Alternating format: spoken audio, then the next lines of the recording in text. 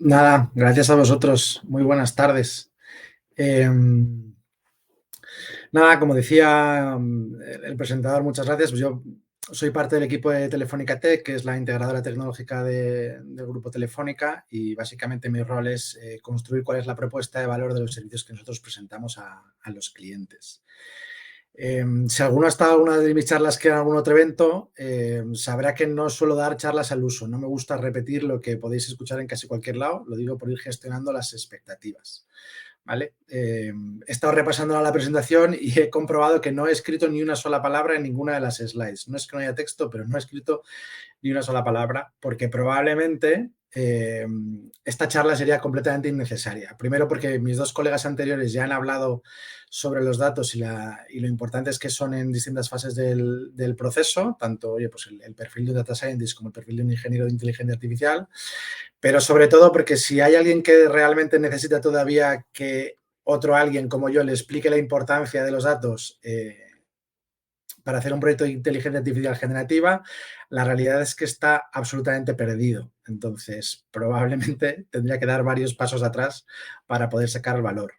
¿Con esto qué quiero decir? Pues que probablemente los que sí que sabéis cuál es la importancia, mi sesión no os va a aportar nada especialmente novedoso, quizás sí en el formato, y sí que lo que os va a permitir es, oye, pues recargar y reforzar algunos mensajes y sobre todo poder explicarlo a algunos de vuestros clientes o a algunos de vuestros jefes que todavía no estén convencidos de esta importancia de los datos, ¿vale? Me hace mucha gracia, ya lo veréis, que sin haberlo hablado antes entre nosotros, mi compañera anterior y yo, Paula y yo, hemos utilizado una analogía similar para hablar de tecnología de inteligencia artificial, que es la cocina, ¿vale? Y he puesto esta primera slide de la presentación de una manera un poco provocativa, ¿vale? De hecho, incluso lo compartí en redes sociales avisando de que esta era la primera de las slides porque quería generar un poco de incertidumbre entre la gente, ¿vale? Cuando hablamos de inteligencia artificial generativa, básicamente de lo que estamos hablando, obviamente de muchas más cosas, pero básicamente de lo que estamos hablando, lo que ha traído la inteligencia artificial generativa al centro de la conversación cuando hablamos de inteligencia artificial es todo el mundo de los LLMs, de los Large Language Models, ¿vale? Que suena a una tecnología absolutamente avanzada, moderna y disruptiva, pero a nivel de negocio, que es lo que nos importa, y es lo que estábamos hablando casi mis colegas anteriores y yo, un LLM es al negocio lo mismo que una Thermomix a la cocina. Es decir, puede ser una pieza de tecnología muy avanzada, pero que no diferencia en absoluto a una empresa de otra, ¿vale? Tener una Thermomix o tener un robot de cocina, si queréis, para no hablar de marcas concretas, tener un robot de cocina, puedes tener el robot de cocina más avanzado del mundo, la versión 6 millones, que si tu competidor la tiene igual, no te va a aportar ningún grado de diferenciación, ¿vale? Y esto es lo que sucede con los LLMs. Tú puedes escoger un LLM que sea propietario, puedes escoger un LLM que sea open source, puedes incluso entrenar tu propio LLM. Si no tienes materia prima diferencial para poder cargarle dentro, los resultados que vas a obtener van a ser exactamente los mismos que los de tu competencia, con lo cual no te va a aportar absolutamente nada desde el punto de vista de negocio trabajar con inteligencia artificial generativa. Me hacía mucha gracia porque, de nuevo, sin haberlo hablado entre nosotros, mi compañera también hablaba de tomates y también hablaba de comida podrida, ¿vale? Y es que yo creo que es una analogía fantástica porque se entiende realmente bien a qué nos queremos referir. De nuevo, tú puedes tener el mejor robot de cocina del mercado, pero si los ingredientes que echas dentro de ese robot de cocina están en mal estado, y aquí lo que hablábamos es, oye, pues que la calidad de tus datos no sea la ideal, no sea óptima, todo aquello que salga después como resultado, pues obviamente no va a ser algo a lo que le puedas sacar partido. Tú puedes hacer una salsa de tomate que si los tomates estaban podridos, pues hombre, podrás intentar comértelo, pero probablemente los resultados que obtengan no solo no sean los deseados, sino que sean perjudiciales para tu organización, ¿vale? Con lo cual aquí casi podríamos terminar aquí la ponencia y decir, oye, pues es que la calidad de los datos, la importancia de los datos en un contexto de inteligencia artificial generativa es absolutamente fundamental, pero oye, como teníamos previstos 20 minutos, pues vamos a seguir, no nos vamos a quedar aquí. Vamos a partir de que no tenemos nuestros alimentos no están podridos, ¿vale? Oye, nosotros queremos hacer una salsa de tomate y nosotros, oye, pues el ingrediente principal es el tomate y tenemos el mejor tomate del mercado. No solo el mejor LM, sino que tenemos unos datos, tenemos una base de datos súper curada, con una calidad tremenda, hemos hecho un metadatado fantástico, están totalmente actualizados, pero de nuevo, si tú, tu empresa, tu organización, tu departamento únicamente tiene un ingrediente y en cambio tu competencia tiene el mismo ingrediente que tienes tú o uno muy similar, podemos aquí, por ejemplo, estar hablando de un listado de clientes, de clientes potenciales, pero en cambio ellos, aparte de un tomate de la misma calidad, tienen sal, azúcar, pimienta, orégano, aceite y los ingredientes que se os pueda ocurrir, los que más os guste a vosotros echáis en vuestra salsa de tomate. De nuevo, si utilizas el mismo robot de cocina, el mismo modelo, tú solo tienes un tomate y en cambio tu competencia tiene muchísima más información que puede echar dentro del mismo vaso, obviamente te van a superar, ¿vale? Con lo cual, aquí ya estamos hablando de que la importancia no solo tiene que ver en cuanto a la calidad de los datos que estás utilizando, sino también en cuanto a la calidad y la diversidad, ¿vale? Hablamos mucho de inteligencia artificial y la inteligencia artificial generativa, los buzzwords nos dominan y todo parece que va demasiado rápido y a mí a veces me gusta echar la vista atrás, ¿vale? Porque antes de la inteligencia artificial, hace pues poco más de 10 años, en vez de inteligencia artificial hablábamos de Big Data y hablábamos de las 3 Vs, esas que ya están absolutamente olvidadísimas, pero que siguen siendo fundamentales y más cuando hablamos de datos, ¿vale? La diferencia que tienen las empresas es, oye, ¿cuál es el volumen de datos, esa primera V, qué cantidad de información tienes? La segunda es la variedad, es decir, cuántos datos distintos tienes y de qué tipo. Y aquí en inteligencia artificial generativa esto cobra una importancia todavía mayor porque muchos de los modelos ya son multimodales y entonces no solo admiten información en modo texto, sino que ya permiten procesar sin ningún tipo de problema imágenes, vídeos, sonido. Con lo cual esta segunda V se potencia todavía más y la tercera es la velocidad. Es decir, y ahora aquí sí, cuanto más rápido seas capaz de incorporar nuevas fuentes de datos a las recetas que estás elaborando, pues es donde empezarás a diferenciarte de tu competencia, ¿vale? De nuevo, si utilizas el mismo robot de cocina y utilizas menos ingredientes que tu competencia, tu salsa nunca va a ser mejor que la de las empresas con las que estás compitiendo en el mismo mercado. Abandono por un segundo la cocina y nos vamos a saltar a los tribunales, ¿vale? Y aquí hago un pequeño paréntesis, porque una de las cosas un poco diferentes de mis presentaciones es que, a diferencia de mis colegas, ahora estáis hablando o estáis escuchando a un licenciado en Derecho, ¿vale?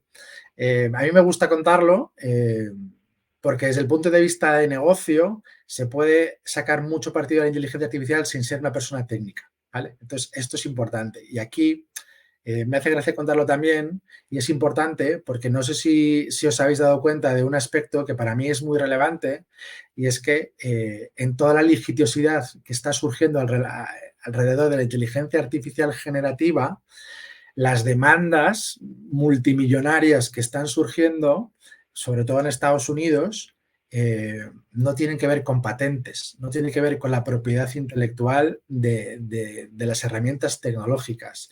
Nadie está demandando a OpenAI por haber plagiado los algoritmos, ni a Anthropic, ni a Facebook, no se está discutiendo sobre quién es el propietario de la tecnología. Lo que se está discutiendo, y perdonadme que aparezcan todos superpuestos, porque mi idea era que fueran apareciendo los mensajes de uno en uno, pero ahora los voy mencionando yo, la litigiosidad es toda en relación a la propiedad de los datos, ¿vale? Y esto es muy importante, o sea, y de nuevo podríamos quizás volver a acabar aquí la presentación, que es, oye, ¿cuál es la importancia de los datos en el ámbito de la inteligencia artificial generativa? Pues imaginad si es importante que todos los grandes juicios alrededor de la inteligencia artificial generativa tienen que ver con la propiedad de los datos. El New York Times, Getty Images, un centro de investigaciones estadounidense, páginas web, Reddit, etcétera, etcétera, etcétera, están demandando a muchas de las empresas que han desarrollado estos grandes productos basados en inteligencia artificial generativa por haber utilizado para el entrenamiento de los modelos información que no era de su propiedad, sino que era propiedad de estas empresas. Imaginar, insisto, yo creo que esto de nuevo quizás es una anécdota, algo que no se cuente tanto, pero para mí es súper relevante en cuanto a que la importancia de la inteligencia artificial no radica tanto en la parte técnica, que obviamente tiene una relevancia grande, sino en los datos. Los que acabarán triunfando, los modelos que queden por encima de los demás, incluso ahora podemos hablar un poco del futuro y de qué puede venir después de los LLMs, tiene mucho más que ver con los datos que con el desarrollo de algoritmos. Y aquí, esto también me gusta mucho esta slide porque es muy sencilla, muy limpia, pero también se puede ver muy bien cuál es esta importancia de los datos en el ámbito de la inteligencia artificial generativa, ¿vale? Ahí veis tres bolitas de colores, una verde, una azul y una naranja.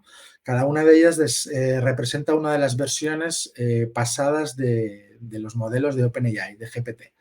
Y entonces lo que te está enseñando, lo que muestra esa gráfica es la cantidad de parámetros que se han utilizado en el entrenamiento.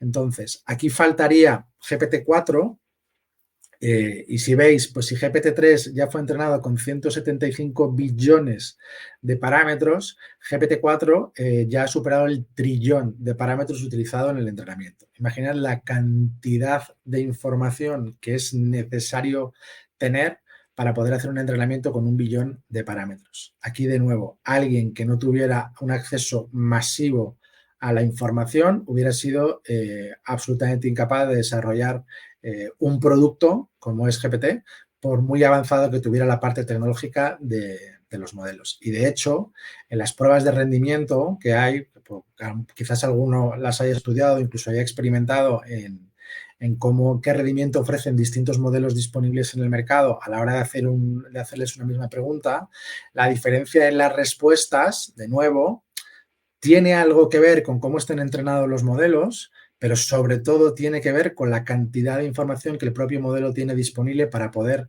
dar una respuesta. Y aquí yo creo que todos somos conscientes de que uno de los grandes problemas que tienen los asistentes es el tema de las alucinaciones. Un modelo alucina cuando no tiene la certeza de la respuesta que está buscando la persona que ha hecho la pregunta. Si yo hago una pregunta y el modelo si yo pregunto cuánto es 2 más 2, el modelo no va a tener ninguna duda que es 4. Si yo hago una pregunta mucho más compleja o de un nivel de información que a lo mejor es de hace 50 años, pues el modelo está entrenado para siempre darte una respuesta. Entonces, cuando no tenga una respuesta cierta, va a tender a inventársela, porque para el modelo es mejor dar una respuesta que decir que no sabe la pregunta. Entonces, aquí, de nuevo, cuanta más información seamos capaces de cargarles a estos modelos, en un menor número de ocasiones tendrá estas alucinaciones, ¿vale? Cuando, de nuevo, aquí estamos viendo desde otro prisma cuál es esta importancia de la cantidad de información dentro del ámbito de la inteligencia artificial generativa. Y esta slide me gustaría, por hacerlo quizás incluso un poco más interactivo, a ver si alguien en el chat es capaz de decirme qué quiero estar representando con esto. Os dejo 10-15 segundos por si alguien lo quiere escribir y si no, continúo la ponencia para tampoco hacer una pausa muy rápida.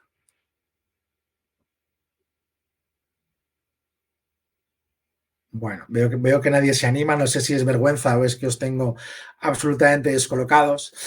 Con esta slide lo que yo pretendía representar es una línea de desarrollo y de negocio que va a ser absolutamente fundamental y que va a tener un tamaño bastante importante en este ámbito, que no son ni la respuesta que está dando Óscar, ni Francisco, ni Brian. Esto es lo que yo me estoy queriendo referir con esto, es a los datos sintéticos, ¿vale?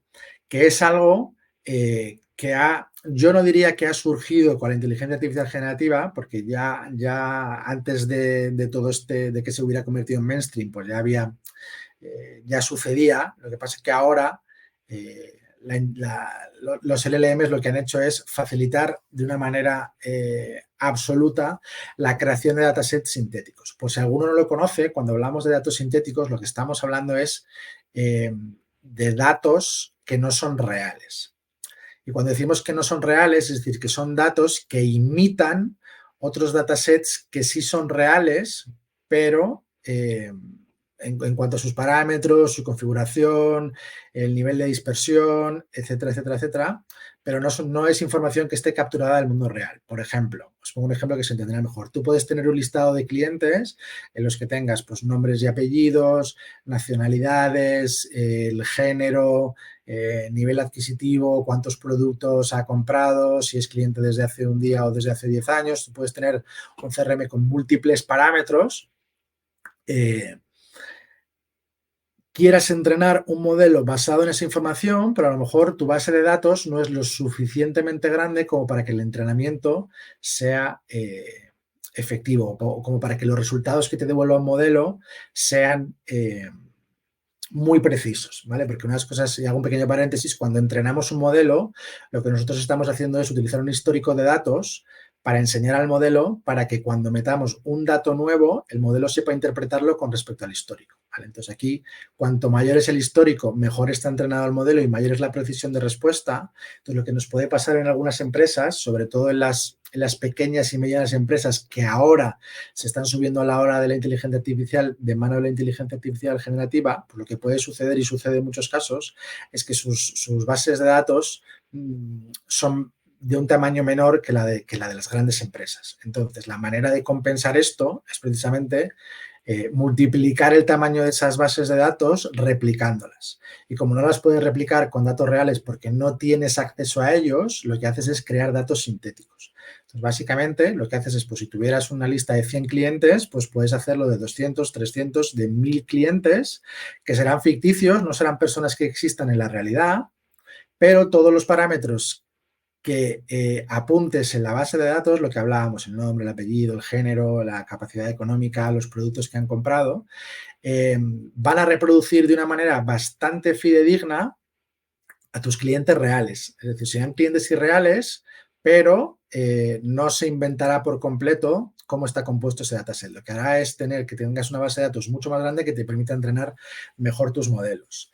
Esto es una línea de negocio que los próximos 6 años, 7 años va a ser realmente grande. De hecho, ayer estuve en un evento privado que organizaba Gartner y hablaban de 6 tendencias emergentes para el año 2030 y esta era la segunda dentro de todas las que mencionaban dentro de inteligencia artificial, con lo cual iremos viendo cómo surgen herramientas específicas para generar datos sintéticos dentro de las empresas y probablemente también surjan marketplaces donde las empresas puedan comprar datos sintéticos. Otra de las ventajas de esto no solo es lo que os mencionaba, sino que también tú puedes hacer pruebas de concepto o incluso poner casos de uso en producción donde no quieras utilizar información real para ahorrarte determinados riesgos pues, relacionados con la privacidad, etcétera, etcétera.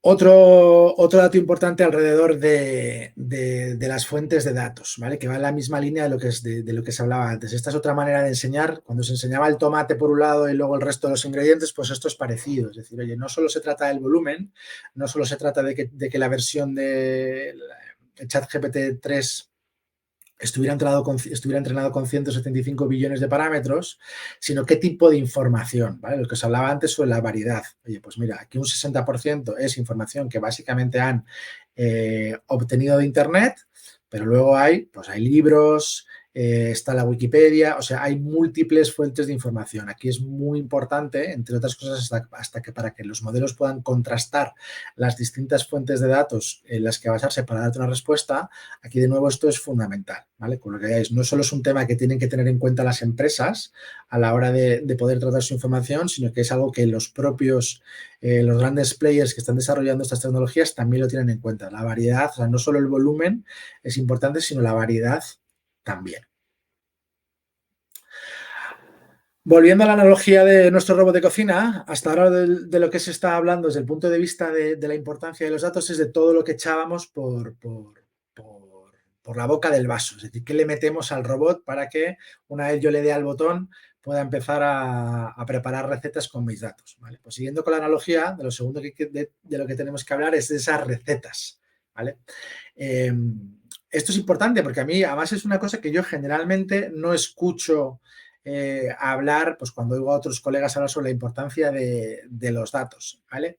Y a lo que me estoy refiriendo ahora es el tema del prompting.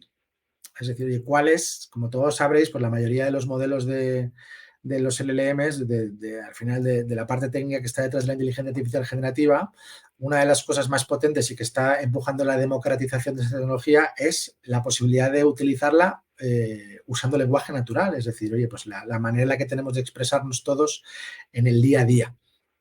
Entonces, esto es fundamental y, de nuevo, si nos ponemos en el caso en el que yo hablaba al principio, donde tú tienes un robot de cocina el mismo que tu vecino y tienes o que tu competidor, mejor dicho, y tienes los mismos ingredientes, la única manera que tienes de diferenciarte es escogiendo una receta diferente. Y cuando hablamos de estos modelos de uso del lenguaje natural, la receta es la pregunta que le hagas. Entonces, esa pregunta también son datos. O sea, el prompting es una parte de los datos de todo el uso de la inteligencia artificial generativa que ya te digo que normalmente se suele pasar por alto, pero que es fundamental. ¿Vale? Entonces, aquí solo he querido ilustrar este concepto pues con esta slide, que supongo que os compartirá en la presentación y podréis ver por las distintas técnicas que existen, ¿vale? Incluso, pues muchos de vosotros sabréis, incluso a lo mejor alguno ya tiene la suerte de dedicarse a ello, de que esto se está convirtiendo hasta en una profesión. Como bien pone Ricardo, hablamos de los prompt engineers, es decir, ya hay gente que es especialista en diseñar esta manera de interactuar con los modelos de inteligencia artificial generativa para obtener los resultados más precisos que se buscan, ¿vale? No solo se trata, como os digo, oye, de tener el mejor robot y de tener los mejores ingredientes, sino que también es muy importante elegir las mejores recetas. Aquí todo el mundo sabe que las croquetas de su abuela son las más ricas. Pues eso, oye, pues tu abuela tiene una receta que si no tiene la competencia, pues jamás va a ser capaz de extraer lo mismo, incluso comprando los ingredientes en la misma tienda, ¿vale? Y por último, pues me gustaría hablar del output, de qué sale. Y esto, de nuevo, mi colega Paula, pues también ha estado un poco hablando de ello, aunque de una manera tangencial, ¿vale? Es muy importante, y yo lo estaba introduciendo de alguna manera cuando hablaba en la parte de las alucinaciones, es muy importante también un control de la calidad de los datos que salen de todos nuestros casos de uso de inteligencia artificial generativa. Y aquí, siguiendo de nuevo con la misma analogía, yo quería hablar casi del emplatado. Es decir, oye, yo he escogido los mejores ingredientes, he escogido el mejor robot, he escogido una receta que para mí es la mejor que yo conozco y ahora, oye, pues mira, quiero que después de todo este esfuerzo que he hecho, pues cuando se lo sirva a mis seres queridos o a mis clientes en el mundo de la empresa o a el departamento interno al que yo presto servicio dentro de la compañía, pues quiero darle toda la información lo mejor posible. Entonces aquí, para terminar, lo que os quiero poner es unos casos, no quiero entrar en detalles concretos sobre cómo hacer esto, sino relataros la importancia. Os quiero poner 3 ejemplos de resultados no deseados, ¿vale? Que reflejan, como os decía, la importancia de tener un control sobre cuál es el output de estos modelos. Hay que revisar constantemente cuál es la información que estamos obteniendo después de haber hecho todos nuestros proyectos de inteligencia artificial generativa para ver que, oye, pues estamos obteniendo beneficios y al revés, no provocando perjuicios a nuestras compañías. Hubo un proyecto esto será hace un año, así, cuando empezó a surgir todo ChatGPT, Microsoft lanzó un proyecto también de un asistente virtual que en menos de 24 horas empezó a dar respuestas a los usuarios que estaban absolutamente fuera de lugar. Se volvió racista. Bueno, aquí lo que sucedió es que los humanos, que a veces nos pasamos de graciosos, pues empezaron a hacer preguntas en un determinado en un determinado tono, utilizando determinado lenguaje o hablando sobre temas muy concretos, y como el asistente lo que hacía era aprender en tiempo real sobre cómo interactuaban los humanos con él, pues empezó a adoptar sus formas. Entonces, esto cuando los usuarios lo vieron, insistieron todavía más hasta conseguir que el asistente, pues básicamente, fuera absolutamente desagradable. Otro de los casos que quizás habéis oído, porque esto fue muy sonado en empresa, sobre todo en Estados Unidos, donde el uso de casos previos es muy importante en juicios. Hay abogados que están utilizando modelos de lenguaje natural para que les ayude a conseguir información para sus casos, y aquí los modelos están alucinando y les están proporcionando casos que no existen, con lo cual están llegando a juicio y los jueces pues están levantando ya la mano diciendo, oye, pues que esto no puede ser y que hay que tener mucho cuidado con estos. Y aquí, por supuesto, la reputación de los abogados pues queda por los suelos después de que esto les suceda. Y por último, esta también creo que es muy importante, también es real. Hay una compañía, General Motors, que es americana, publicó en su página web un asistente que era público, con el que, basado en inteligencia artificial generativa, con el que tú podías hacerles preguntas. Aquí la idea es que a cualquier hora del día, 24/7, cualquier cliente pudiera entrar a la web y hacer cualquier pregunta sobre los productos de General Motors, para mejorar así la asistencia a los clientes. Y aquí, de nuevo, utilizando determinadas técnicas de prompt engineer, una persona lo que consiguió es cerrar un trato con el asistente virtual, a cambio del cual la compañía se comprometía a venderle por $1 un coche nuevo que estaba valorado en más de $76.000. ¿Vale? Entonces, esta es la última slide que yo tenía en mi presentación. Espero que el símil se haya entendido bien y que os haya parecido interesante. Si tenéis cualquier pregunta, estoy encantado de responderlas.